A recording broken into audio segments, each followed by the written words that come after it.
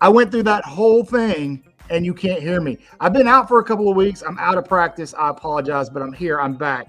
DS, can you hear me now? Tell me. Thanks, everybody. Thanks, chat. That's all me. All me. There we go. We should be able to hear me now. As I was saying, before we get started, shut up, Tim. Before we get started, I need you guys to check on your LSU friends. they're not doing okay today.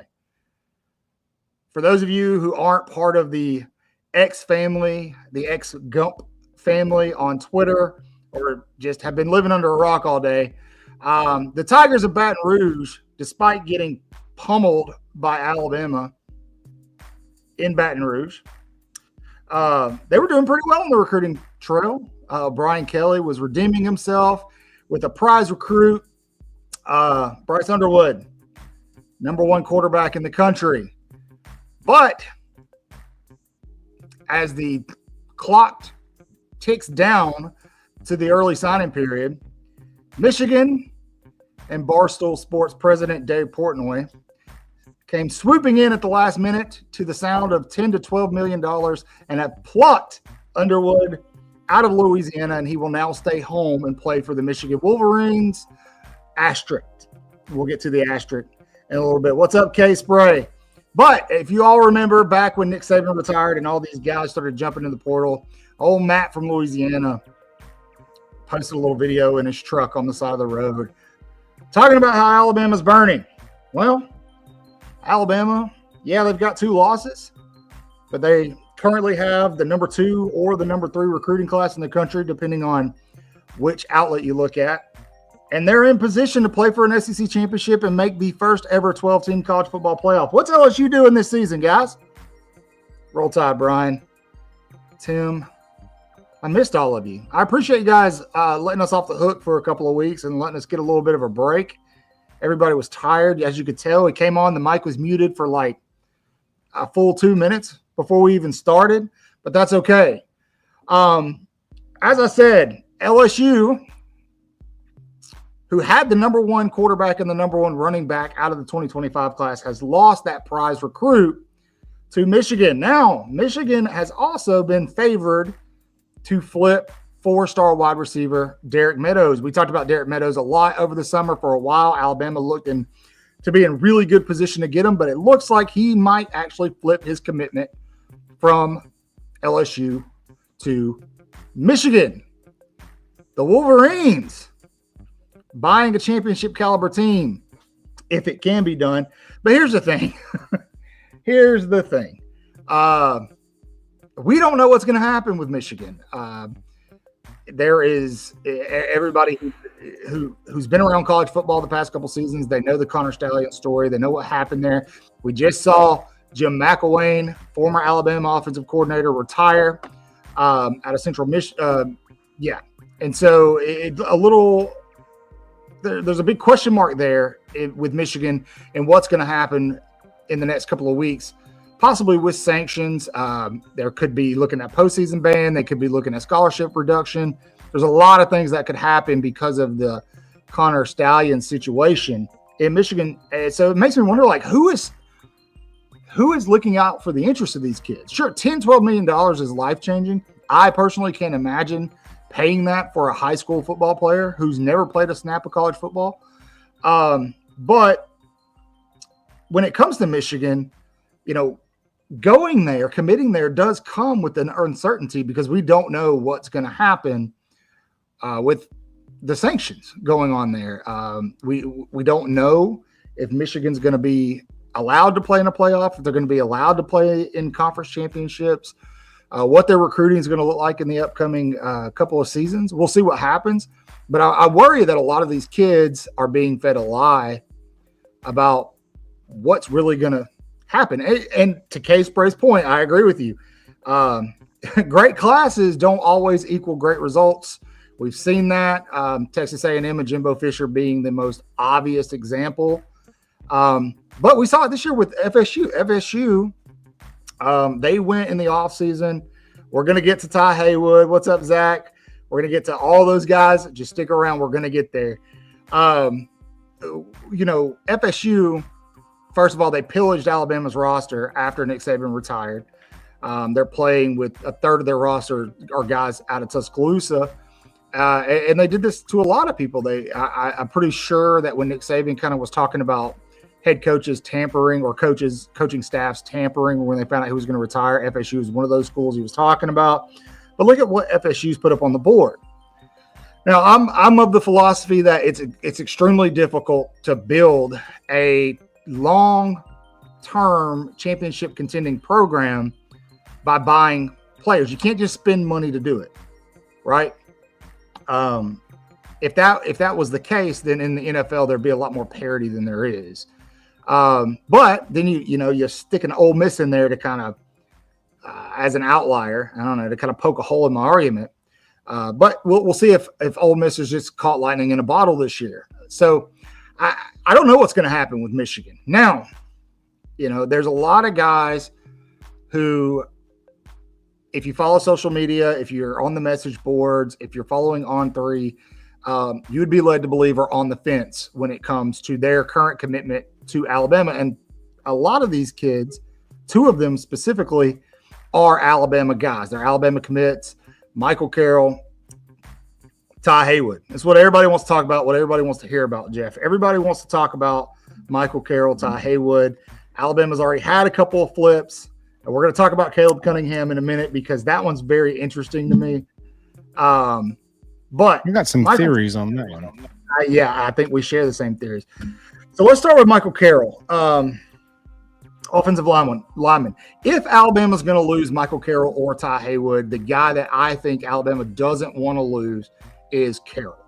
The guy that I think Alabama is less likely to lose is Carroll. He did take a visit to Colorado.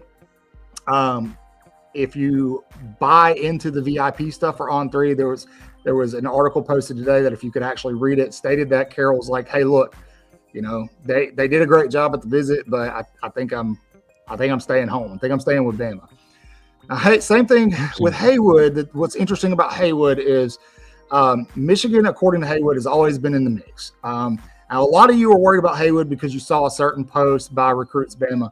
I love Recruits Bama, but I will say I know I'm in some chats and things with the person that runs that account. And I don't think that prediction was made based off of any inside information. I think that prediction was made emotionally. I could be wrong.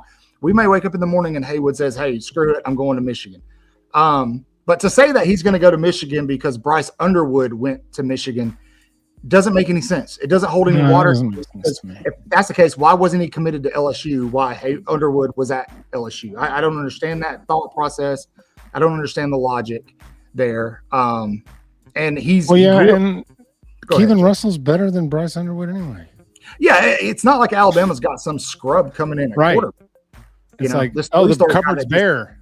Yeah, I mean, Keelan Russell's the real deal. You could make a legitimate argument, and I'm not saying this as an Alabama fan. I'm saying this as a football fan. You could make a legitimate argument that Keelan Russell might be the best quarterback to come out of the 2025 class. I think you could. There's a pick all year. Yeah, there's two or three guys that you can make that argument for. St. Cloud, I believe is his name. Is it St. Cloud? Or I can't remember. We've been talking about these guys so much. Obviously, Underwood, Keelan Russell. They want you to think Deuce Knight, but not really. And Juju Lewis, who everybody was really high on, but I when you really look at it, I don't know that Lewis is as good as these guys. But so where I stand on Ty Haywood, Haywood is a lifelong Alabama fan. He grew up an Alabama fan. He loves the University of Alabama. Michigan is throwing bags at people. They're throwing a lot of money at folks. Lots of them. A lot of money. Keep in mind, Michigan's not flipping anybody right now. They're buying people. Okay, that's what's going on. Michigan's not flipping anybody. They're purchasing players. This is what they're not being shy about it either. They're just like no. And I'm not crapping on them for it. It's legal. You're allowed to do it now. Yeah, do it. It is what it is. Yeah, it's how Auburn's got their number 6 class put together right now. If it holds together. Now here's the thing. I think a lot of what's going on with Michigan is still going to change, just because there's sanctions coming. Whether Michigan fans want to ignore it or not.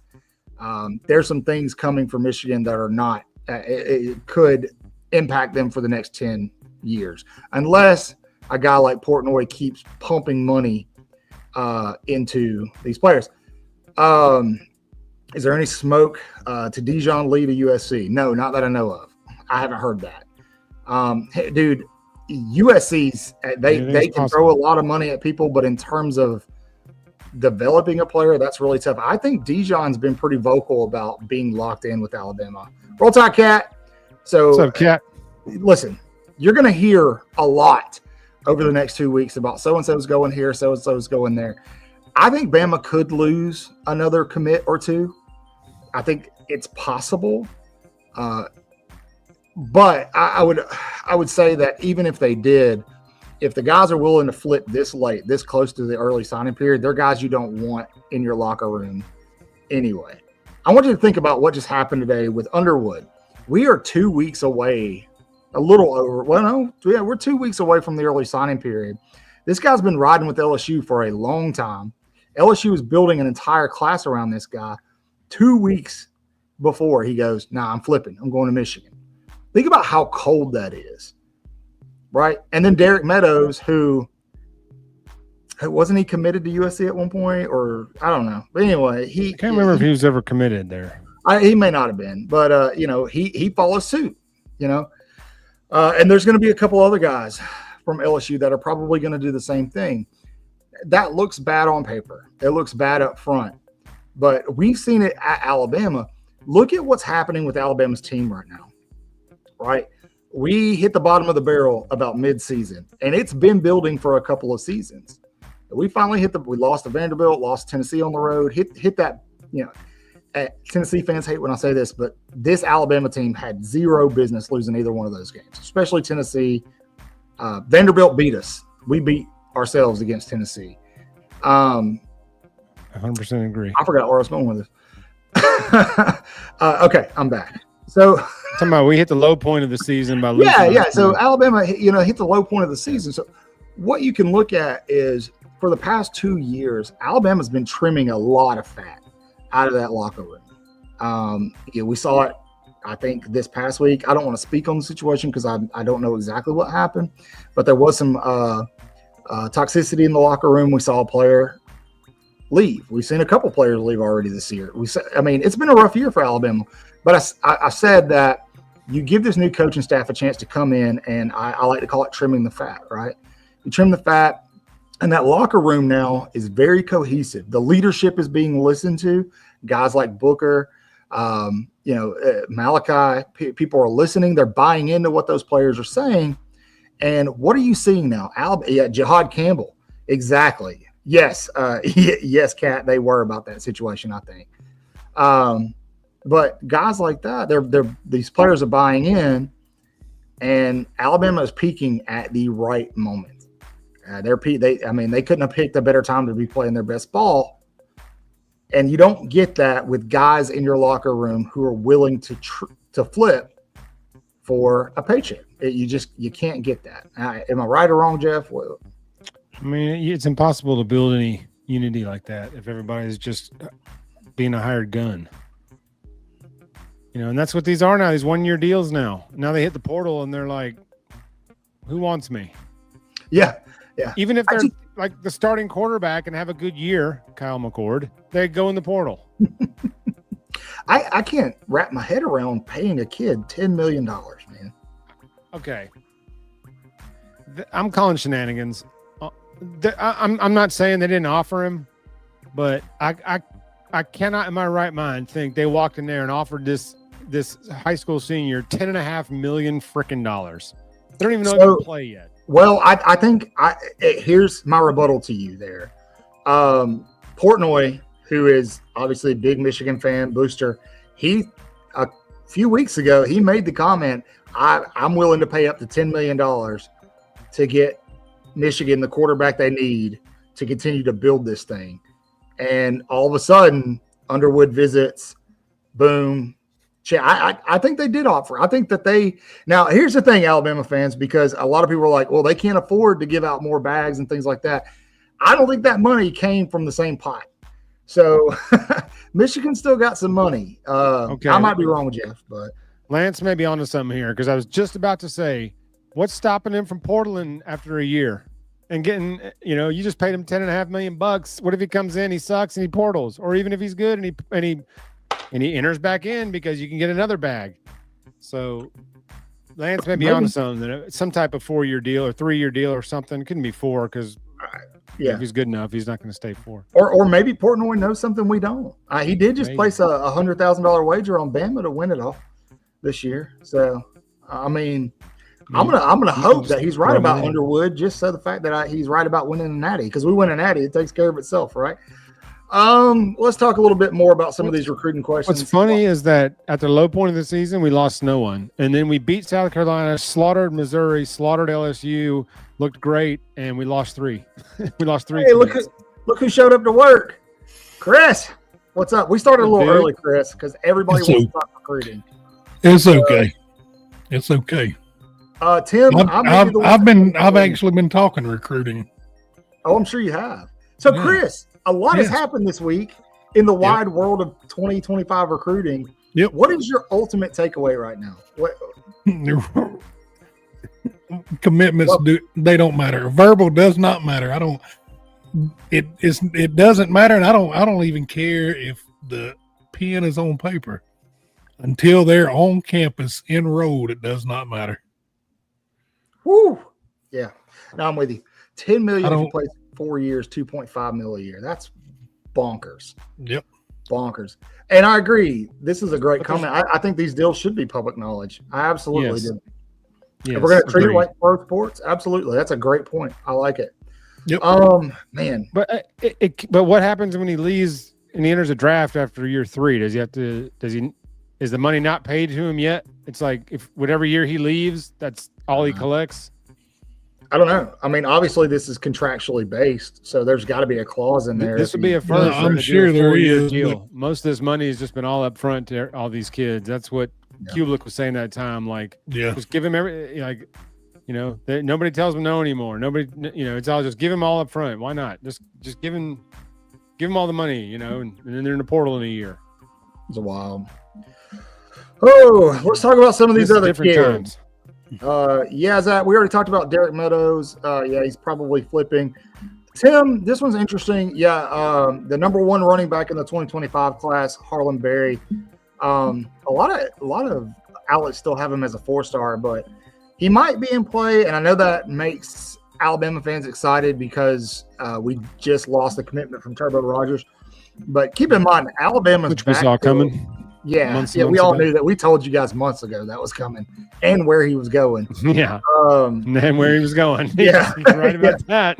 But here's the thing with Alabama's backfield is very, very stacked. It would be hard for somebody to come in and unless they're willing to sit and do their time.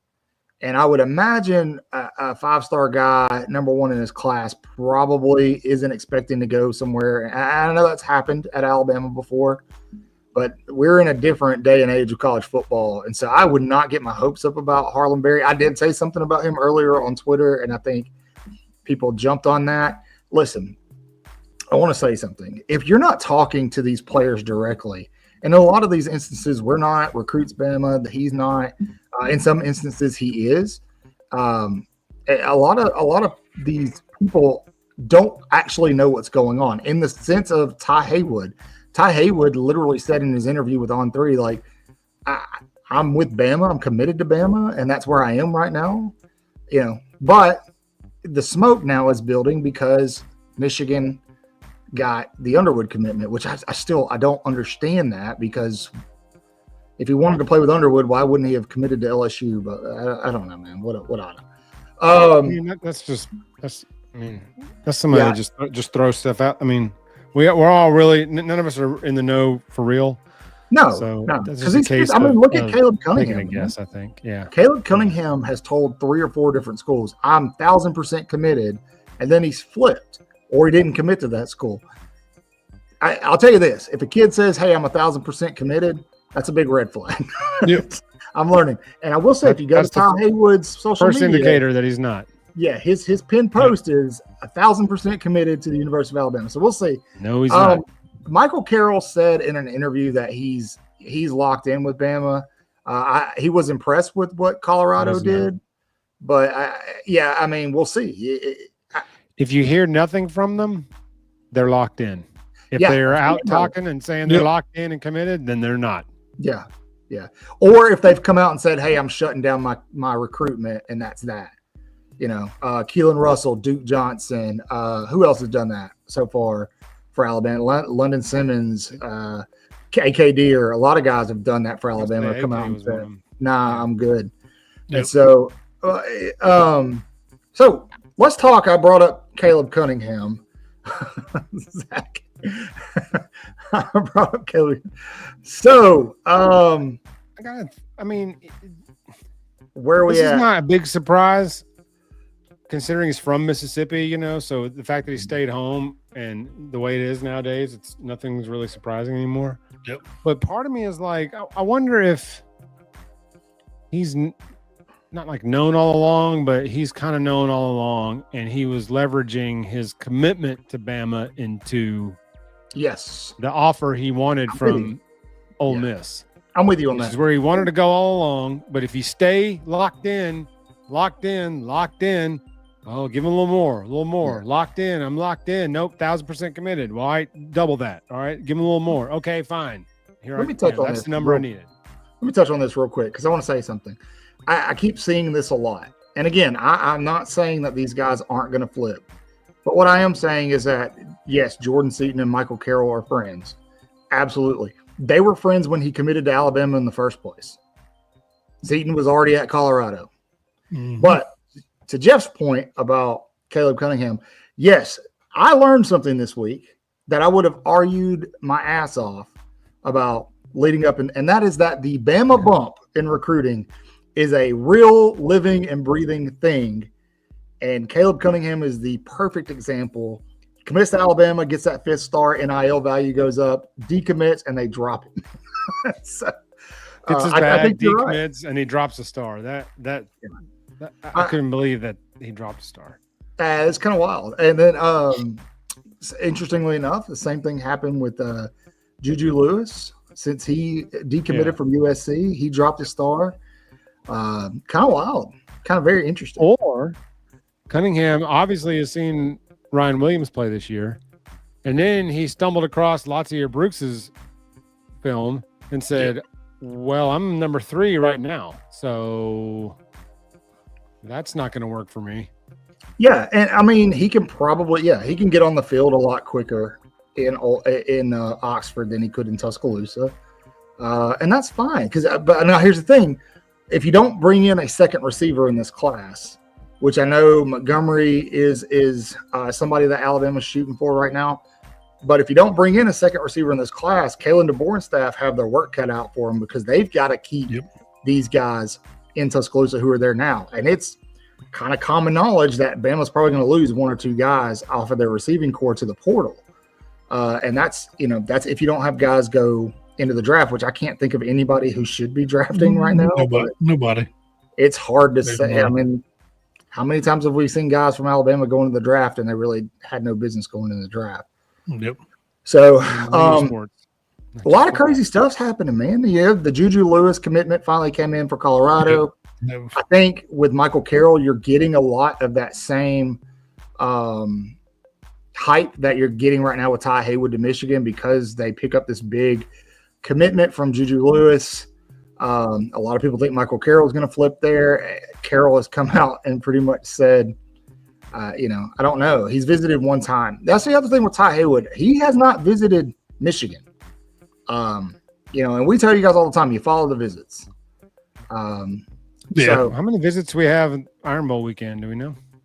Hopefully all of them. So, yes, I said that earlier on social media, and somebody already said it in the chat. Everybody who's verbally committed to Alabama right now needs to be in the Iron Bowl. And then you need to bring a lot of guys in. So, chat, here's what I want you to do. Yes or no, is Alabama going to lose another verbal commitment to a flip? Just yes, no. Possibly. You can tell me who you think it's going to be. Keep in mind, a lot of these guys are Saban's list. And so these guys might be trading out, so to speak. Probably. I'm not saying they're saying they're trading this guy for this guy, but I'm just saying these flips are also, remember, these are Saban's No, Scott, list he's that he basically handed DeBoer when he got there. He's not going to Michigan this weekend because he has a playoff game. So I don't know that he's going to be able to get to Michigan before the early signing period. Sam says no.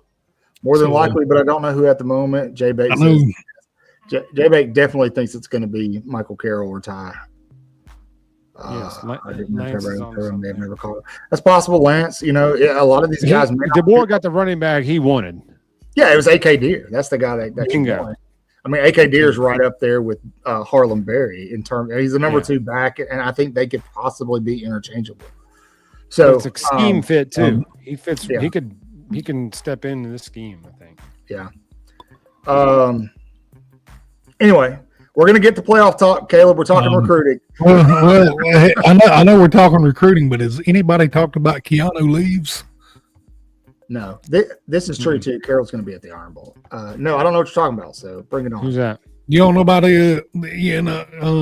all the rumors circulating around Keanu Cott leaving? Oh, that's horse bleep. Yeah, I don't want to get. People are running with that. I'm not even entertaining. Yeah, I don't want to get too deep into that. Well, you know the reason why he got suspended, right?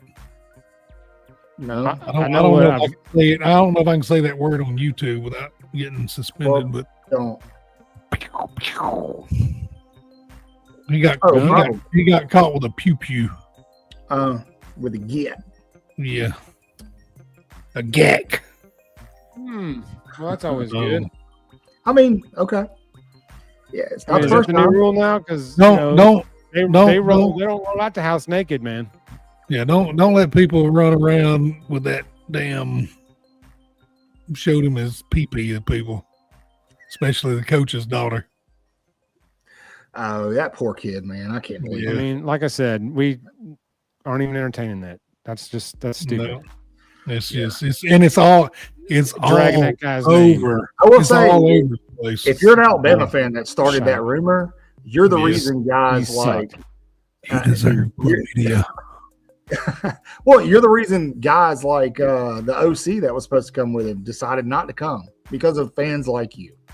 So Ryan Grubb, whoever started that sucks. What do we do to get a bigger NIL? Here's the thing with NIL. This is a good question. I like it. Get richer alumni. Break this down for you. Nobody has unlimited NIL except maybe one. So, I think it's in Michigan apparently. It's even limited there. Well, I think here's the thing with NIL. There's 2 things that you have to consider. First and foremost, it is very hard to go out, buy a bunch of players, and build a team that's going to be championship caliber. We've already talked about that. The second thing is with NIL, there's 2 different ways you can approach it.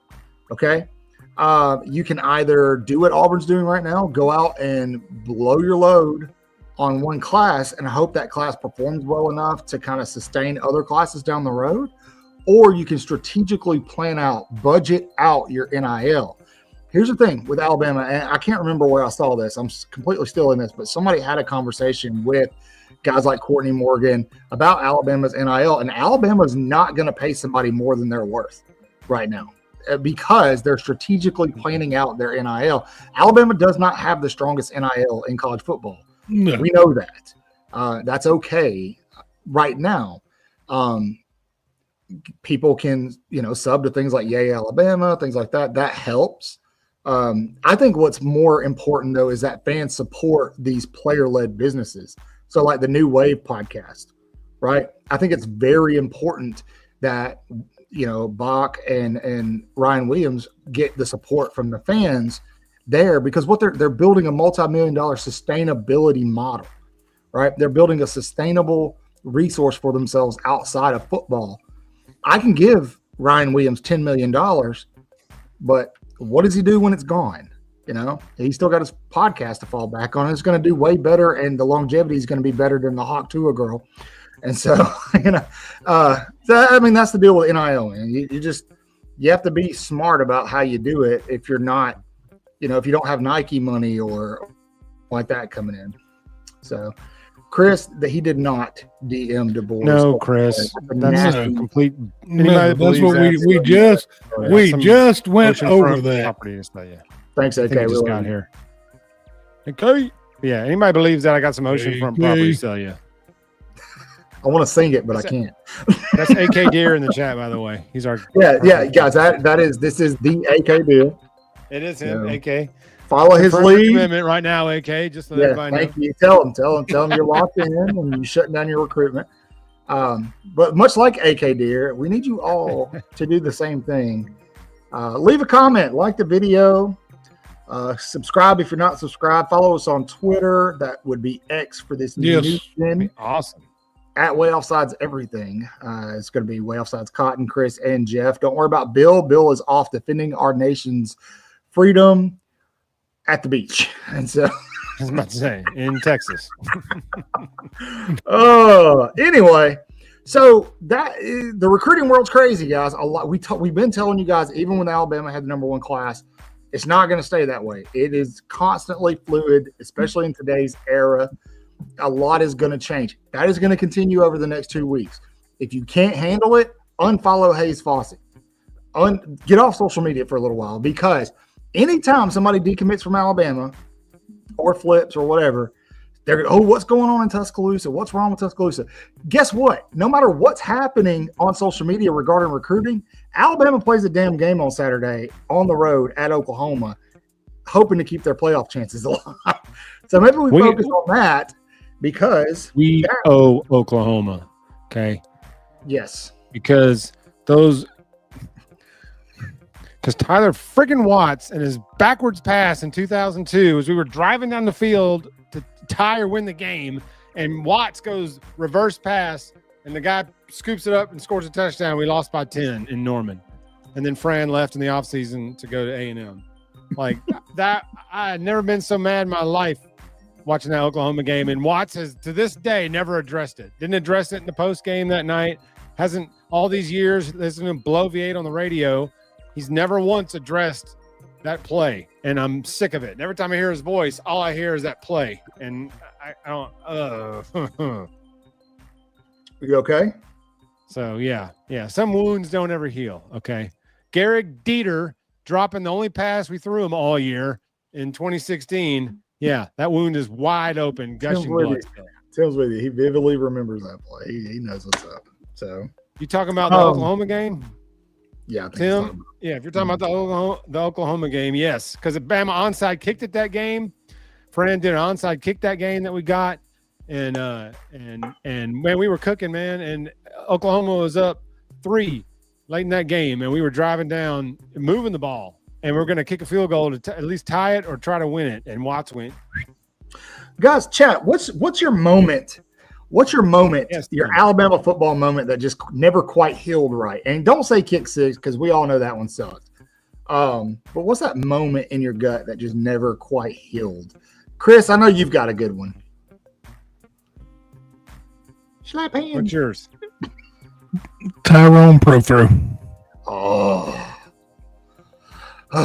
Why was he in the game? I have no idea. You're up 30. What is it? 33-3 at Florida. 31-7. We were up. Yeah. Okay. Whatever. Same thing. I'll see you in the game. Oh, that is a good one.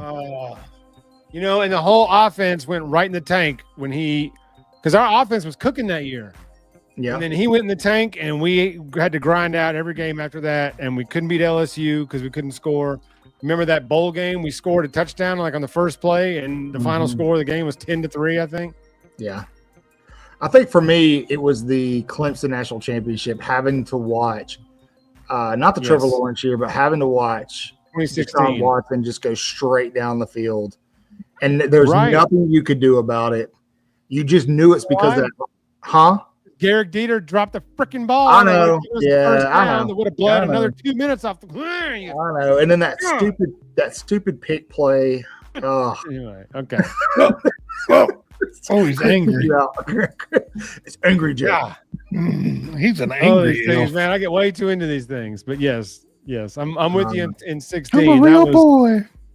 That was a gut wrench one, because that was the best defense I'd ever seen, and you can't, even the best defense ever, you can't run a guy like Deshaun Watson out there for 99 plays and say, "Hey, stop him." We don't say that name around these parts, Howard. The 19th year freshman or senior. I've learned to block out all the trauma. I think for me, last year the bad snap in overtime was that was pretty rough to watch too. Which, by the way, I know that a lot of y'all hate Seth because of, he practically cost us a national title and then transferred, but definitely best of wishes. His season's over with a practice injury. That's tough, man. That's really tough. I believe that's it for his college career. I don't think he has any eligibility left. Yeah. Well, he may. Who knows? The NCAA gives out eligibility. They give everybody years now. I mean, you got 28, 27, 28, 29-year-olds playing now. So it's like Oprah giving out cars, man. It's crazy. Yeah, Lance, I agree with you there. That whole game was just Miami with his on his 9th year of eligibility. So. Yes, McCormick I think is his name. Yeah, that's true too, K-Spray. And then of course JMO, him going down to the Natty that year, that was tough to swallow too. Do you guys see a trend here? We just make excuses for every game we lose. That's it. Well, if this happened, we didn't lose. I don't have an excuse for this one, but one that tore me up. What's up, Eric D? One that tore me up was 2002 Georgia. Because Charlie Pepper picked 6 late in that game, and that's that moment in the 0-2 Florida basketball game where Petway hit the layup. Those are the 2 moments where I say were my peak in terms of in-person excitement. Not like the best games, but in that moment of pandemonium when you're celebrating a Bama win, in that vacuum of emotion, those 2 moments were as hyped as I think I've ever been in person. And then we ended up losing that Georgia game. You remember, because our kicker was hurt and our punter was having to kick field goals, and so he was terrible. And he averaged about 22 yards a punt. Michael Ziffel, you're still out there. And he ducked one out deep in our own territory one time, and Georgia kicked a field goal and won the game. And I just remember that just tore me up because of how happy I was when Pepper picked 6 that. And I thought we had something with Fran and with beating, we're going to beat Georgia and all this stuff. And then Fran checked out and we lost Auburn and he left, and, but all things led to the Saban era. So it's all, all and here we are now. I mentioned pre-Saban led to the Saban era. So I'll take it all. And here we are now with Coach DeBoer, who, by the way, is the first-time head coach at Alabama to win 8 games in his inaugural season. Pretty big deal. I think. And I know the naysayers are, he's doing it with Saban's players. It doesn't matter. He's doing it. And, still have to coach him. Yeah. You still got to coach him. Still got to get him on the field. And he lost like half his roster. So, which leads me within 20 minutes of him getting there. I mean, he was landing on the strip, and guys were portaling left and right. Yeah. Which, hey, man, what's cracking me up is these LSU fans calling for Brian Kelly's head. Yeah. They think it's bad losing a couple of commitment flips. Wait until your head coach is going. Wait. Do it. Absolutely fire him. Fire him. You're not going to have a football team to field next season. We promise. So, nope. Good Lord. I think Alabama fans still have PTSD from Hayes Fawcett and those flip graphics. Yeah. There were nights where I was texting Chris. Never going to stop. His but his graphics lately, they've just fallen off. They are. They're just oversaturated pieces of garbage. Yeah. Yeah. I will say that it's confusing. You're reading the graphic and you're like, good Lord, I got to take a Tylenol. Epileptic. Don't look at Hayes Fawcett's graphics. Aaron Anderson never should have left. Yeah, I'll take Aaron Anderson back too in a heartbeat. Yeah. I guess he's from Louisiana, so I guess he's going to home stay. came calling. But you wouldn't hear me crying about Caleb Cunningham if we got Aaron Anderson back. I promise you that. But we do have a guy named Kendrick Law. If they would utilize him a little more, you could tell they were trying. Good. We got Rico, Jalen Hales coming back next year. Hollywood, Latsier, Brooks, dude. If they can keep Caleb Odom. Caleb may have seen that and said, yeah, we'll see. I'm like 3, 4, 5 on the depth. Trade Law. We're trading players now. I love it, Lance. That's coming, Lance. Yeah, that's trade deadline's coming, man. Absolutely. Trade deadlines are coming. You're gonna look at NFL Junior. Yep. It's the tsunami. You can't stop it. You can just sit back and watch or try to slow it down. You can't stop it. Yeah, Derek Meadows is going to end up at Michigan. That's already. We really wanted Meadows earlier during our Whoop series, and we were like salivating over Meadows. Yeah, I wanted Meadows bad, but I mean, Odom is supposed to be what we thought Derek Meadows would be, but we just haven't been using him, man. I will say this. I have a feeling that these next few games, Caleb Odom is going to get some looks. Man, that layout that he had against Mercer last weekend, that was beautiful. I haven't seen a receiver do that for Alabama in a long time. And I think that they'll reward him for that. If that ball was just a little bit more air under it, that is a thing. That's a Daniel Moore painting right there. And so, anyway, Mercer on a Daniel Moore painting. So I know you guys all love recruiting. The one with Pro. Yeah, I know you guys all love. Go ahead, Jeff. But we're not throwing a lot either. You know, Milroe having 15 to 18 attempts. That's the winning formula. That's how we're going to win the championship. Is throwing the ball between 15 and 18 times. I don't think anybody can slow down our running attack if Jalen runs it between 15 and 20 times. No, I'm with you. Designed runs, but just some type of running that many times. And at this point, you're what you're really doing is you're supplementing what the defense is evolving into. Right. Because right now the strength of Alabama is that swarm defense. It's that. You know, it really Here's is. another thing. We're actually putting drives together now, multiple play drives, and the defense isn't on the bench for 45 seconds and then they're right back out having to defend a no huddle or a spread. You know, they're actually sitting over there catching their wind, scheming, still studying, you know, getting their legs up under them again and then unleashing when they get out there. It's a noticeable difference in the defense since the offense started churning out drives. Absolutely. And look, I think a lot of people wrote Alabama off after the Vandy game. And I don't want to take away the sting of that loss. It stings to lose to Vanderbilt no matter how good they are. But that definitely is not your grandpappy's Vanderbilt team. And then if you go back and watch the Tennessee game, Alabama was in position to win that game several times. And we just it wasn't that Tennessee's defense was locking us down. It was just Milroe was off. I'm convinced he was hurt, dinged up. Because even when he's off, he's rarely that off. He was off that night for whatever reason. Whether he was sick, whether he had a virus, whether he was fighting something, whether he was dinged a little bit. Yeah. But he's turning pro. Yeah, I think so too. He's starting to get a lot more love. Pat McAfee was talking him up big time today. So yeah. And what's 13 more college games going to do for Milroe? Nothing. It's not going to improve his draft stock. Look. These NFL coaches and these scouts absolutely adored Anthony Richardson. Absolutely loved the kid. And he was terrible is better.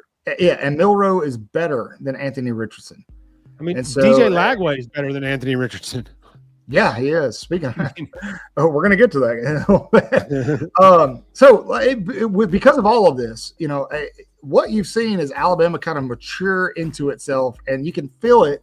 They're starting to kind of learn their identity. And I think Alabama fans are getting a little excited about it because it's starting to look a little more like those Saban era teams that we're used to, you know. So Alabama has found itself not only back in the race for a national championship and playoff spot, but for the SEC championship. And chat, this is where you come in. I know there's different philosophies here. If Alabama goes into the SEC championship and loses to Texas as a 3-loss team. Not if you think. I don't want to hear if you think because I know we all think they should. Would the committee put a 3-loss Alabama team in the playoff? Where would they be sitting? Wait. How close is the loss? Doesn't matter. 10 points? Yeah. I don't think they leave them out. Really? I think they're putting whoever plays in the SEC championship game is in, regardless of the winner. Whoever plays in the Big Ten championship games probably in. Based on what? Based on they're not going to leave out the SEC runner-up. Why? Because of strength or the Big Ten runner-up and money. Yeah, money. Well, yes, money definitely plays a role in it. But if money was the determining factor, Indiana with 117th strength of schedule would not be sitting, you know, where are they? Number 6 right now? Well, they're the only reason if they were 9-1, they wouldn't even be in here. But because they're 10-0, you have to put them in there because they're undefeated. So if Not in Indiana the loses, playoff. if Indiana I'm loses, talking are about in they this out? discussion. If Indiana What's loses, that? are they out of the playoff? I don't know. I don't. It's going to be hard to say. You know, a lot of people's hating on Indiana, and they haven't played anyone. No, they have not. But One team neither with has a winning Colorado. record. right. But I mean, just like with TCU, we seen what happened to them. But I think That's why- the thought process is if you let a Colorado or an Indiana in with the strength of schedule that they have, because it's a bigger playoff field, there's more opportunity for them to get weeded out before the national That's championship. right. You don't end up with that TCU Georgia matchup or that Notre Dame 2012 Notre Dame Alabama matchup. Yeah. But did you see the strength of schedule? Someone kind of ran a little strength of schedule ranking. They use Massey, Sagarin, and ESPN, and averaged the rank of strength of schedule rankings, and Georgia averaged number 1. Yeah, I saw that. Alabama 10, Tennessee the next closest at 21.7, Ole Miss 29.7, Texas 33.3, and then you have BYU at 39.3, and in between that everybody else. And guess what? Indiana at like 83. I saw them down at like 117. But if we're talking, they got them averaged. Okay, I got you. But if you notice, the top 6 are SEC schools. Absolutely, and I mean it should be. Here's what happens. Look, let's be real. Well, you know what? Colorado just missed it they were the first one out, or Indiana, got shit on because they left them out because they had one loss. Well, what's going to happen? Did they say, okay, let's expand to 16 teams? What's going to happen? I think what's going to happen is, because here's a couple things that are going on with this this committee. They're setting a couple of precedents, right? The first one being that strength of schedule doesn't matter. Okay. Mm-hmm. So for Alabama to go on the road and play Wisconsin absolutely makes no sense when we can just bring a Mercer to town, or, so there's that, right? So let's go ahead and start scratching those non-com games, get them off the schedule. But the other thing that it's doing is I think that if it could potentially stain the conference championships. I think that instead of them expanding, the next step is going to be to absolve conference championships, because somebody who's good, just like last year happened, somebody who's good, who deserves to be in that field, is going to get left out because of conference championship. Yep. And it doesn't make sense if I'm Alabama and I'm not going to win the championship, or I'm not even going to make the championship and get that first round bye. Why not take the championship week and consider that your bye? Yeah. Consider that your bye week. It doesn't make sense. Have the option to opt out. Give them the option to opt out. You don't have to play it if it doesn't matter. The problem is you lose way too much money. I know that, but it's this is why we need a group of 5 needs to be out. The East and West. Yeah, so I think these automatic qualifiers, Chris, yes, back in the SEC, you have to have the East and West conferences. Yep. Group of 5 needs to be gone. I am so tired of that group of 5 argument. I get it. It started with Boise State a few years ago when they were decent with Kellen Moore, but I'm done with the group of 5. And then I think I'm so sick of the automatic qualifiers. It is. If Colorado wins the Big 12, Colorado is a good football team this year. Are they as good as a Georgia or an Ohio State? Absolutely not. They're going to get one of those 4 spots if they win the Big 12, right? Yep. As a conference champion, yep. Right? When somebody much more deserving, who's played a more grueling schedule, now has to play an even tougher schedule to get to the championship game or to even get to the second round, it's bullcrap, man. It's absolutely ridiculous. Like Miami, I get it. All of my Miami friends, I'm sorry to say this out loud. Miami does not have a defense to hold. I don't think Cam Ward is as good as everybody wanted you to think. You guys played a really bad Florida team, and the hype train kicked off right then and there. Yep. I don't think Miami is that good. I think if Miami wins the ACC, they're going to get embarrassed in the playoffs. I think Look, the same thing will happen to several teams. here's what's going to happen. This is what I think. They didn't like the BCS because it was unfair. Yeah. Well, now they had a 14 playoff. Well, you know what? It's unfair. Let's expand it to 12. Couple of years, 12's not going to be fair. We need 16. Yeah. It's going to be a circle of life, and guess what? It's going to come back to BCS. They're going to go back to a BCS model and take the human element out of it. Hey, the BCS had it right just about every Yeah. year. I can't think of a year where the BCS did not. Maybe 2004. That was a weird year, where Auburn kind of got left out, and they probably. I know we don't want to talk about that, but Nope. Auburn was one of the best teams in the country that year. But sorry, I was reading comments. Yes, deserving is not a word written in the criteria. It's best teams, and they did that last year. And they got it right last year. I think the year before that, not so much with the 14 playoff. The problem is right now this committee, it's like they're not even watching games. They don't understand that not all conferences are created equal. The Big Ten right now is Ohio State and Oregon. One of the next best teams in the Big Ten, Alabama, in week 2, 3, went up to their place and beat the brakes off of them. I don't know, man. It's tough. BCS model had Texas left out last year. It did. I don't know that Texas was one of the best teams in the country. I think they caught Alabama early enough in the season to where you couldn't do anything. And so, but again, you look at Texas right now. Everybody is high on Texas. Texas looks like the best team in the country. When they play a ranked team, no, they don't. They struggled against Arkansas last week. What happened when Georgia came to town? Mm-hmm. They got throttled. They got destroyed. So, dude, it's tough, man. I don't think there's any scenario we host a playoff game, Caleb. I don't, because if we win the SEC, we get a bye.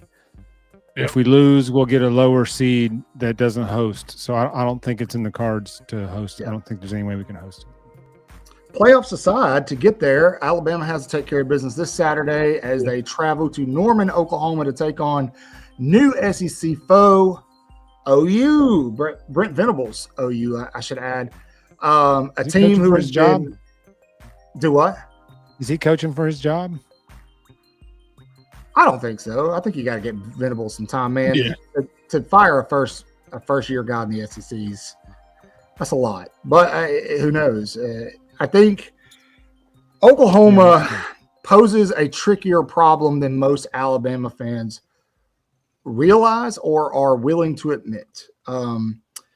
Oklahoma has a top 20 defense. They're one of the best and most efficient defenses in the SEC. Alabama, the most efficient defense that they've played so far this season has been guess. Anybody want to guess who it was? I don't know. Efficient. I don't know what qualifies efficient, but third down defense stops, fourth down defensive stops. Yeah. I don't know. Tennessee, maybe. Yes, it was Tennessee. Alabama's offense did not bode well against Tennessee. Now the big question mark is: was Jalen Milroe healthy in that game?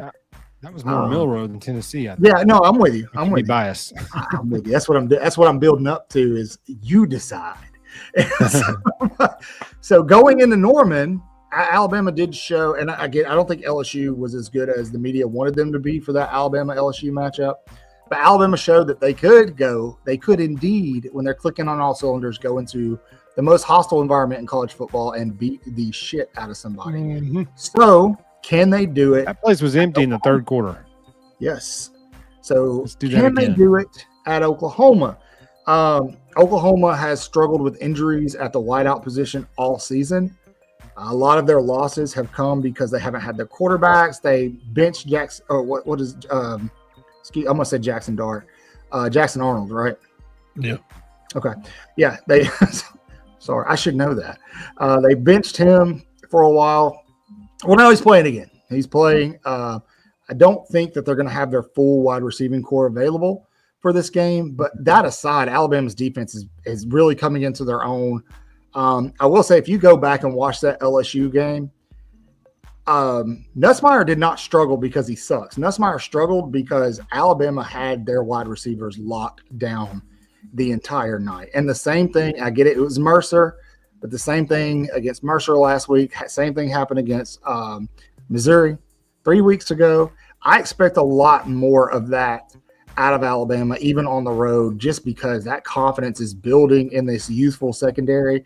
And I think that's going to be the difference in the game turnovers.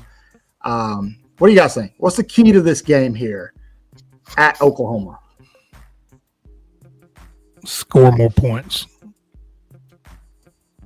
I think it's just like LSU. It's keeping the chains, playing in front of the chains, keeping the clock moving, keeping the defense on the sideline with fresh legs. Yeah. And I think we've got to be Milroe gash slowly takes your will and takes the crowd out of the game. And next thing you know, it's quiet and Milroe trucking.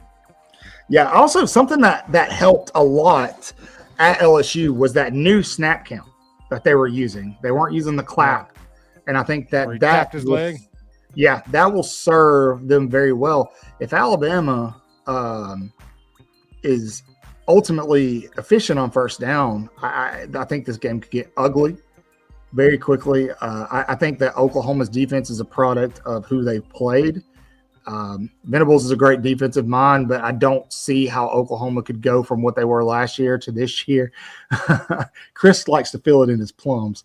That quick of a turnaround. And so Jalen Milroe, I think, is the answer there. And I will say, I saw some things that they did against Mercer, some of these reverses and things like that I think are going to help Alabama just really stretch the field, tire out that defense. And I like Lance's score prediction there. We won't go too far into scores yet because we got to do picks, but anything else we're not talking about, chat? What are your keys to the game? Lance says, run the ball, as always.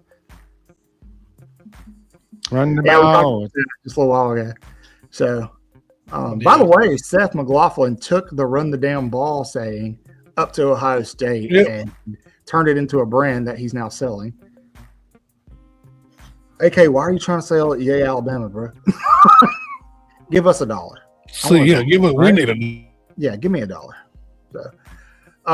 Richard Young takes some snaps. I think Young's one of those guys that's just like, hey, you know what? I'm going to bide my time, and he knows he's going to be part of the big show next season. And I mean, look at how many running backs we've had that did that. They just sat back and waited and waited. Yeah, that's true. I'm confused. Yeah, lots of pressure.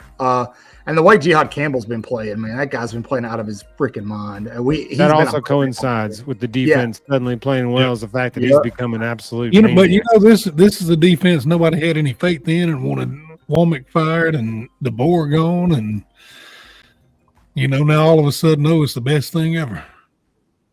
You know who else is having a really good year quietly that nobody's talking about? He was out for a couple of games where we struggled, and I told you guys if he's on the field, Alabama's defense looks different, who I think is going to have a big impact in this game. Mr. Justin Mother effing Jefferson is who I'm talking about. Keep an eye on that guy in this game. So, it'll be interesting. Did you see the I saw this graphic earlier. We're talking about players that Bray Hubbard and Malachi Moore are one of the only pair of safeties that are ranked in the top 10 on the same team. Oh, I'm not surprised. Hubbard has been a very pleasant surprise this season. Ranked in the top 10 what? Just in safeties. Oh, okay. Yeah. Bray played in like 2 games. Hubbard is number 2 among safeties. He's looked good. He's going to get burned at some point. Like, it's going to happen. I mean, it's going to happen. Don't snap on the guy when it does. Don't say take him out. Yeah. Just let it happen. It's okay. It's going to be fine. Keon Sabb's season is done, and so Hubbard will be the guy the rest of the way, assuming he does not get hurt. Knock on wood. I know the guy hits the freight train, so it's like they got to give him that Reuben Foster neck roll if he keeps laying people out. Yep. He does kind of have that throwback. He's Vinny Sinceri if Vinny Sinceri had pass protection. And so I always felt like Vinny's game was run support. So I thought he looks bigger than Vinny. Championship if they win out. It's likely if Alabama wins out, there's a very good chance that they will play likely Texas in the SEC championship. And look, I would almost say Alabama's locked in. As long as they don't lose another game. Yeah. Well, we have 2 games left. Not locked into nothing yet, just yet. I hope they're not saying that in the locker room. just wait, AK. We're working on some things. Michael's Yeah. So that's true, AK. We are back up to being remonetized. That'll be taken care of here in the next few days. So if you want to give us money, we will take your money. So anyway, just kidding. Not really. Anyway, I buy that for $1. Mm-hmm. Ooh, all right, guys. RoboCop reference there. Yeah. We need to make some picks. I'd buy that for $1. You kind of look like him, Jeff. I actually watched that movie not too long ago. That's a classic. Really? I love that movie. That's Eric. I've given up. I don't care about Caleb Downs anymore. He's gone. He's dead to me. Yeah. Poor Peter Murphy. Peter Murphy got killed. They brought him back and made him go to work. Case spray with the comment of the night. That's a different show. Honky Badger was pretty funny. Colin Bray, Honky Badger. Honky Badger? Oh, dude. Who said that? Case spray. Case spray. Put that on a shirt, dude, quickly. Was that Cat that said that? Oh, there it is. Yeah, there it is. Sorry. Yeah, Cat, what are you doing? Sorry, Cat. I gave somebody the wrong credit. Yeah, sorry. Cat, you got to put that on a shirt ASAP. That's good stuff. The Honky Badger. I love it. I'm probably going to use that Saturday. So be looking out for the tweet, Cat. I'll give you a shout out. Hashtag it. Manifest it. Hashtag Honky Badger. You're a racist, man. It's fine. Man. White people. That's hilarious. Oh, guys, do we need to be worried? Yes. Eric, you missed it. Yes, you need to be worried about everybody flipping because nobody until their name is signed. I can say on good, almost. I'm gonna say I'm 95% sure he's flipping. Ty? Yeah. We'll see. Based on that's just what I was told earlier. Oh, okay. I'm gonna laugh so hard if he don't. I hope he doesn't. You get told a lot of stuff. None of it's I was told a few things that come true. So, J-Bake, I think it'll be the other way around if it happens. I hope you're wrong. I hope he doesn't flip. I hope because I'm looking at Russell and his left tackle. It's always flip season nowadays. Who is paying AK? Yeah, who's paying him? That's a. I don't know, is Yay Alabama paying him? That might be Courtney Morgan. Is that the Gotcha. Pay to court? Oh, all right, guys. Eric, none of that matters when we talking big Benjamins, baby. No. Look, if Bama loses one of these top-star linemen, it's okay. Alabama, listen, guys. Alabama is not going to finish with the number 1 class in the country. Georgia is going to finish with the number 1 class in the country. That is okay. Alabama doesn't have to do that this year. It is amazing that Nick Saban retired and Alabama is going to finish with a top 5 class. That is bonkers. It's nuts. Guys, give up on Justice Terry. He's not coming to Alabama. He's actually going to visit Auburn this weekend for whatever damn reason. I don't know. Because he can. They're probably paying him, whatever. If he doesn't get to the Iron Bowl, he's not coming to Alabama. No. Alabama's going to have to pick up a couple of 3 stars to fill out scholarships, and then they're going to supplement in the portal, and it is okay. It is fine. Right now, we have the number 2 class in the country. We're probably going to finish at 3, 4, or 5. It is okay. We're going to be fine. And that's what we said all along. If he finishes top 5 this year, it'll be an outstanding job he's done, considering it's a spot nobody's ever been in before. Yep.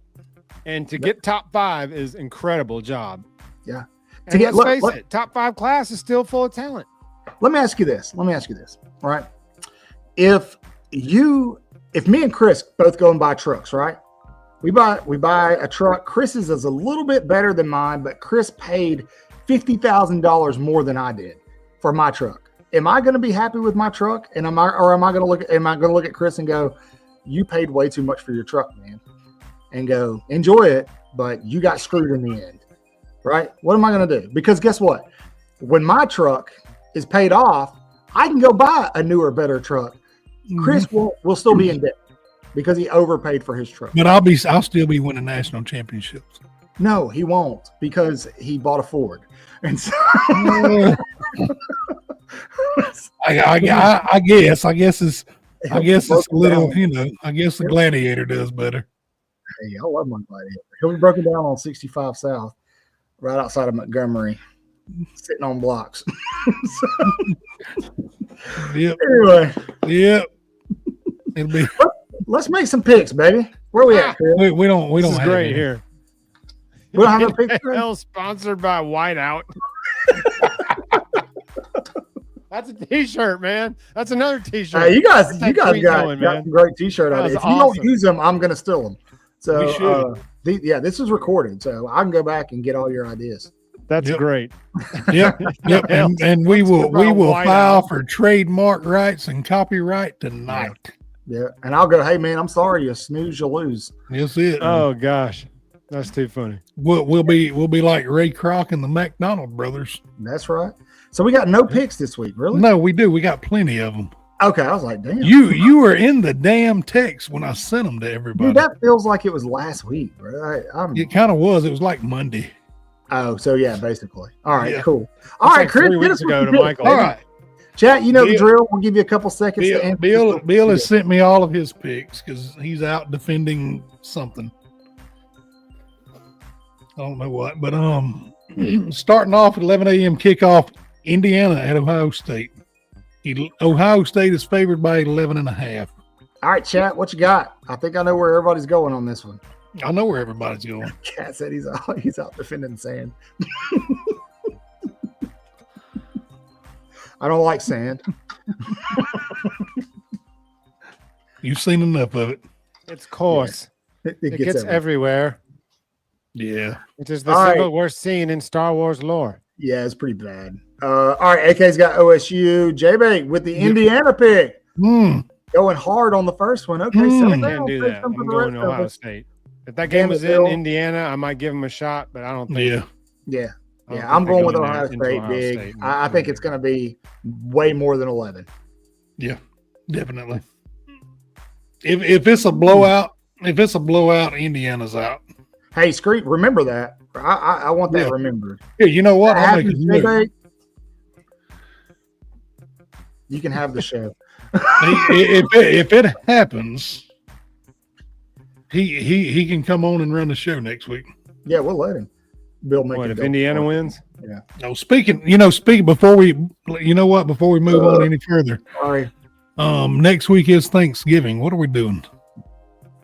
I will be back in Alabama next week.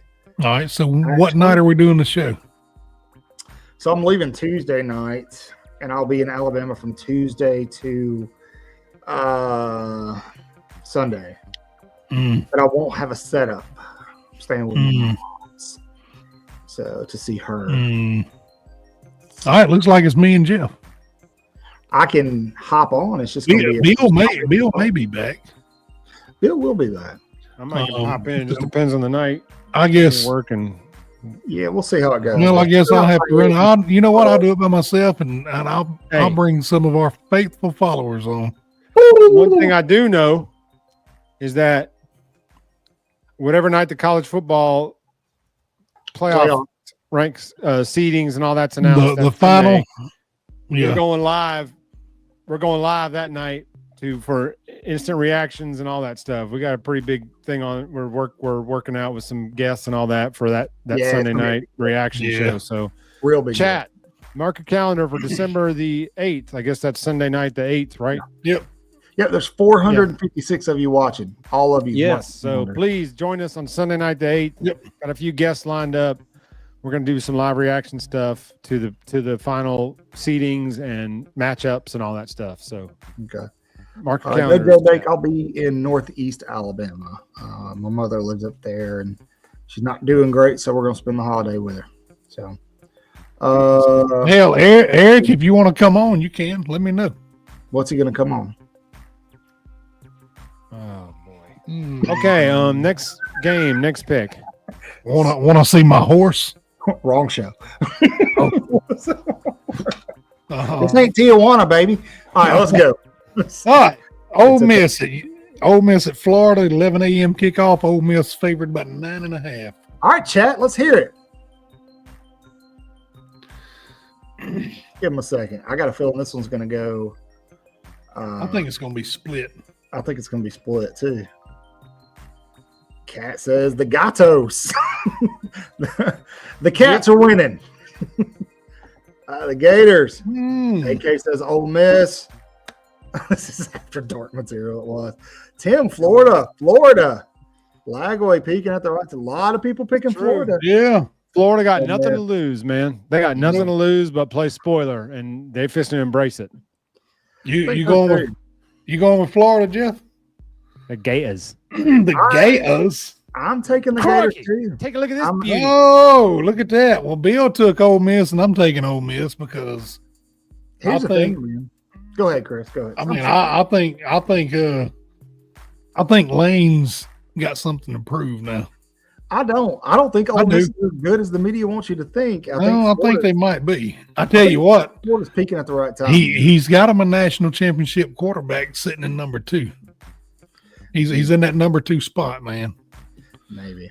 I think he does. That's why Caleb went. That's why Caleb flipped over there.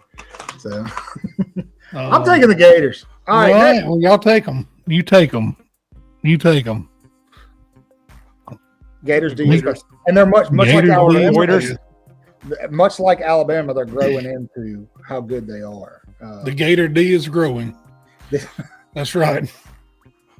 All right, Penn State at Minnesota. Penn State favored by 11.5, and that's a 2:30 kickoff. It's 2:30. It's at Minnesota. Yep. I think it's going to probably be closer than you think, but give me the Nittany Lions. No, I'm taking the Lions. We got to set James Franklin up Penn to State. get just absolutely massacred in the playoffs. So. Yes. It's going to happen. All right, let's see. BYU at Arizona State. Arizona State favored by 3.5, 2:30 kickoff. So that'll be a 12:30 kickoff for them or 1:30. I can't remember. I'm taking Arizona State in that game.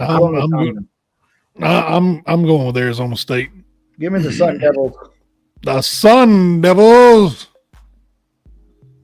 All right. Chat seems to agree with us. Yeah. Oh yeah. They're. I picked them last week. They're hot right now. They're Devils. Of course they are. Sun Devil. It's the devil. They're Sun Devils. Sun Devils. The devil. I mean, I would think they were hot. 3:15 kickoff in Starkville, Mississippi. Mizzou travels to take on the Bulldogs. Mizzou favored by 8. Chat, who you got? Is Drinkwitz a big enough douchebag to lose this game? No. I think he is, but I don't think he will. He's not losing this game. No. Yeah. No, Missouri redeems themselves. We, as an Alabama fan, we need Missouri to at least look like a quality opponent. So give me Mizzou. Yeah, same. Mizzou. All right. 6 p.m. kickoff. Cat, you're right. The Steelers game is awful to watch. Army travels to wherever the hell Notre Dame is at. South Bend, Indiana. Yeah, that's it. Notre Dame favored by 17. Bill actually picked Notre Dame. Well, yeah, because Army sucks. But yeah, I will you say, know how Bill feels about them. Isn't Army undefeated? If you guys haven't seen the uniforms that Army's going to wear, they're going to look a little quirky. I definitely suggest that you do your research. It's to honor the 101st Airborne. Is it 101st or 82nd? I can't remember. Yeah, you should know that. Sure. I can't remember which one they're doing. It's one of them. Oh, 101st. Yeah, it's 101st. Yeah. I know the difference between the units. I just don't know which one they're doing. Yeah, 101st is to honor 101st Airborne. For those of you, there's a lot of military history with that unit, especially World War II, Easy Company from 506, in Bastogne, things like that. So definitely, I'll be pulling for Army, and those uniforms look fly, but give me the Golden Domers. What about Isn't you? Army undefeated? Yeah, that doesn't mean. No. Jeff with the sinister smile. I mean, It's like they don't give Army any love, but they made Indiana a top 5 team, and they both have the same resume. What's the difference? Are you gonna pick? Are you picking Notre Dame, Jeff? Hell no. All right, he's going to pull a Pat McAfee. No, I'm taking Notre Dame. Notre Dame. All that just to pick Notre Dame. Yeah, I know. Like Sleepy Joe. Yeah. All right. Is that it? All right. No, we got some more, man. Texas A&M at Auburn, 6:30 p.m. kickoff. This is the biggest lock of the season. Favored by 2.5. A&M 10 times. Wait, say it again. I said Texas A&M all night and twice on Sunday. It has nothing to do with Texas A&M. It has everything to do with Alabama. Give me Auburn. You think Hugh Freeze has spent 1 minute on this game? No chance. Give me Auburn. Been prepping for Alabama since April. Yep. And it's clear if you watch their games, you can tell they spend no time on their opponent. I'm taking A&M. What are you doing down there, Michael? Giga, he's playing with tape. Sorry. Hey, what are you doing? Hey, put it on your nose and Remember the pig lady from that used to do the Suey videos from Arkansas? J-Bake, I think it's Auburn too, man. I don't think Auburn's good, but I think that Auburn has a really good defense, and it's a night game in Georgia. It'll be all right. They're much like they're doing with their recruiting class, they're going to blow their load and drop an egg against Alabama the following blow their load. That's right. Wasn't it a night game in Jordan Hare last year when New Mexico State with Diego went in there and won? No, I think that was an 11 o'clock kickoff. Was it an 11 o'clock game? I might be wrong. I think A&M because I don't think Auburn cares any flips about this game. I think they're all iron ball. Who's starting at quarterback? Wigman or Marcel Reed? And they don't even know. They'll run whoever out there. They don't care. I think they don't care anything about this game. Okay. They'll go out there and play, but I think their focus is on Alabama. Mm-hmm. All right. Moving on. Vanderbilt at LSU. 6:45 kickoff, and LSU's favored by 9. I think Vandy could get them. I think Vandy could give them some serious problems, but they're not going to. I will say if they were to lose to Vandy, listen here, boys and girls. Again, this ain't old school Vandy. This ain't basketball school Vandy. If it happens, Brian Kelly can go on and start packing bags because they're going to kick his ass clean out of Baton Rouge. Pimp walk Vandy, but I'm going to take LSU. I don't have the balls to take Vandy. I think I could easily see him winning this game, but I just don't have the balls to take him at night in Baton Rouge. I can't. No, they're not quite there. They're better, but they're not there yet. Yeah, they're better, but not there yet. Anchor down. Oh. All right, this might be the game of the week here. Colorado at Kansas, and it's a 2:30 p.m. kickoff. Colorado favored by 2.5.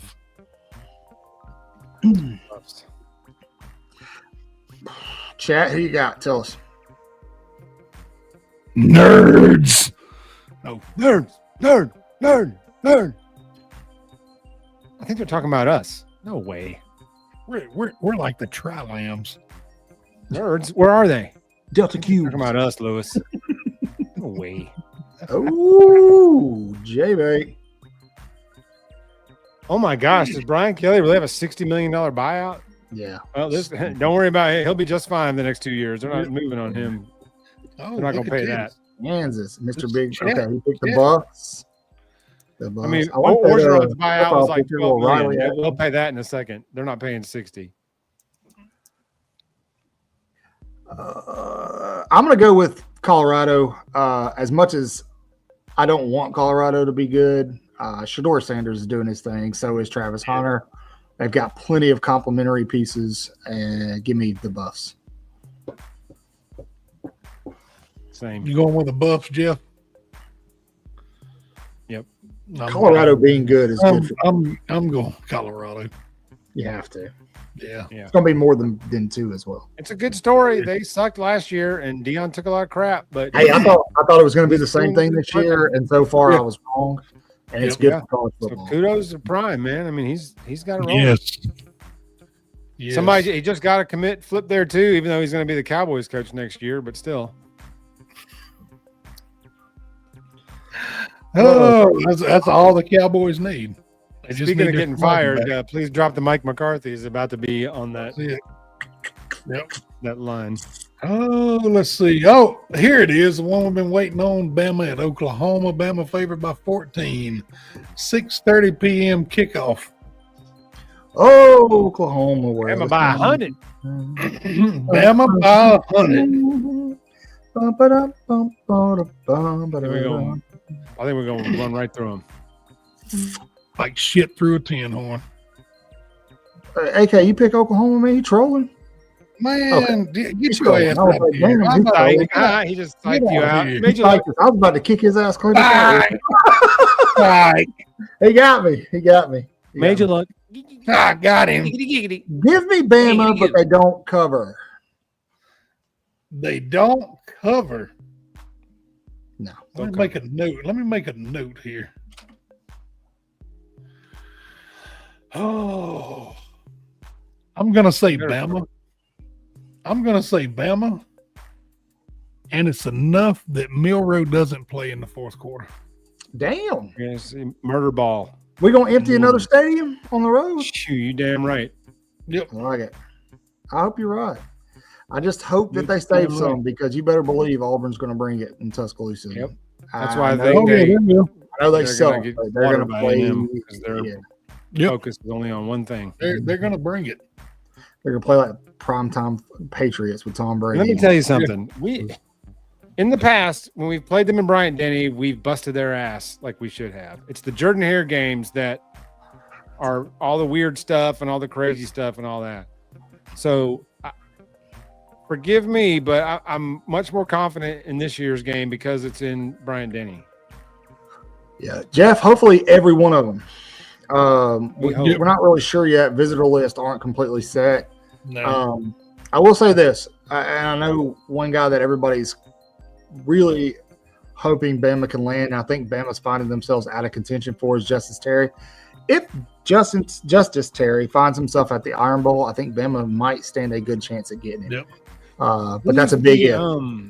Who's the giant Gonzalez guy that the JUCO guy that's like 9 feet tall and that committed to us? What's his name? I think he's a defensive lineman. Y'all know what I'm talking about? He's humongous. There's been pictures of him. I don't know who you're talking about, but I'm gonna look it up. No. Cavante Henry. No. Is it the JUCO guy that is it the guy I shared the other day on Twitter? Maybe. Probably. I can't remember. Maybe. I remember how big he was. Yeah, Lance with me, the Canadian. Let's have to pay him in, euros or whatever they're. I don't think it works that way. Is it I don't think Canadian. Steve Mbamua, however you say it? Is he a defensive lineman? I think so, yeah. Yeah, K-Spray's right. Yeah. The Oh, dude, Cavante yes. Henry. Yeah, dude. Sorry. I just said that. Thank you, K-Spray. You said it, Chris? Yeah. I can't. I didn't know that was his Somebody- name, though, but I Jim- just Jim was remember this thinking who I was thinking. sheer size of him. But he posted something that his recruitment was over. Like he's shutting his down. Yeah, and that makes me question whether Terry wants to commit, but Georgia's got like 8 guys locked up at that position. So Yeah. it's Going to become a numbers game. Yeah. So maybe Auburn throws a really big bag at him and he commits there. He is going to visit there this weekend, so we'll see. But he'll play there day one. But Terry, because he's going to wait, I don't think Terry's going to sign until February anyway. He might. He doesn't strike me as the kind that's going to commit right after a visit like that. So the guys that are having their cake are not going to. I'd be surprised if any of them sign in December. The guys that want to be somewhere and know where they want to be, I think will sign in December. The guys that are still taking the visits and thinking about where they want to It'll be February. where they want to go, they'll wait. Yeah. They'll drag this out as long as they possibly can. Remember, Terrell Pryor didn't even sign on signing day. He signed like 3 weeks after signing day, and it's like, come on, man. You're getting recruited for 3 years. You know where you want to play. that's true. That's true. That's what AK said. It's even worse nowadays because you're just like, well, I got till February to field offers, monetary offers. Yep. Yep. And don't forget, they can request out of those national letters of intent. And so, but I think now the deal is once this financial aid is enacted, they're kind of stuck until portals and stuff. And look, Bama's going to get ravaged in the portal again. We're going to lose some guys in the portal. Just like everybody else. Don't lose your shit when it happens. It's going to be okay. For everybody we lose, just think we're going to gain somebody. That's one spot to gain someone. And if you think DeBoer is not going to be active in portal as well, I think he's going to be very active there. Howard, you talking about Decoria Moore? Oh, I'm not surprised by that if that's who it is, because I mean, sorry, Jeff. He's been committed to Oregon for a while. Alabama fans, for whatever reason, keep saying he was going to flip to Alabama. That was not going to happen. Alabama wasn't going to pay him what Oregon's paying because it's not worth what Oregon's paying him. I'm not saying he's not a great player, but listen, man, you screw around and spend too much money on these kids, and yeah, you might have a year or two of success, but you're not setting yourself up for success in the long run. A lot of schools are doing that right now. Auburn has a lot of money, but they can't afford to pay people like they've been doing this season for 5, 6, 7 years. They can't. They're paying too many head coaches they fired.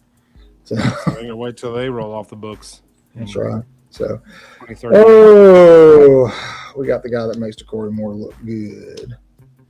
All right, guys. Well, I think that's going to do it. Before we go, y'all know the drill. Do the damn thing. That's true, Lance. Lance is right. Jamie French fooling around and going to wind up with the leftovers. I'm watching him. I don't want to get anybody's. Is he in Texas now? Didn't he verbal to Texas now? Yeah, but he's taking visits again out of nowhere. I'd say he'll be in Florida this 2 or weekend. 3 places or 2 places, whatever. Yeah, he'll be at Florida this weekend. So just keep an eye. I'm not saying.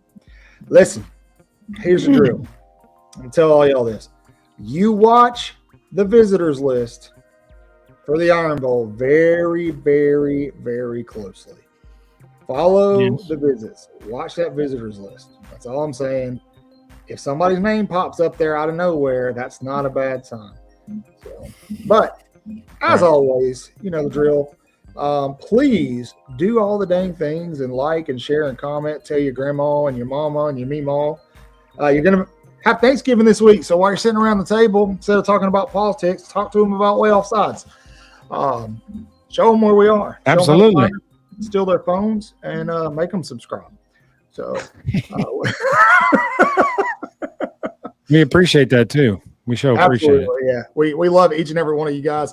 I know a lot of you are kind of our old timers.